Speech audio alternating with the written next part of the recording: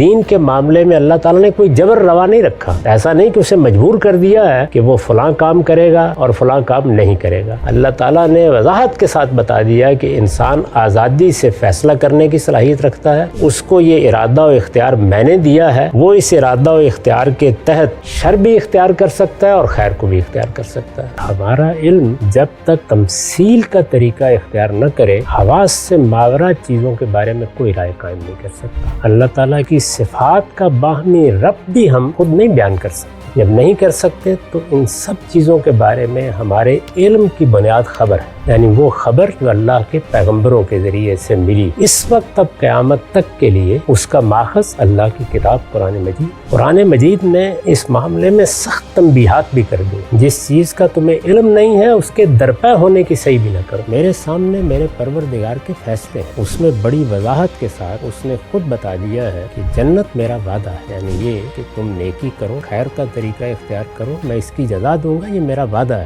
دوسرا حصہ جہنم، اس کے بارے میں یہ بتا دیا ہے کہ وہ میری وعید ہے. اس معاملے میں وہ جو چاہے گا فیصلہ کرے گا. وہ چاہے تو اپنی اس وعید کو جس طرح اس نے سنایا ہے اسی طرح وجود میں آنے دے، وہ چاہے تو لوگوں کو معاف کر دے.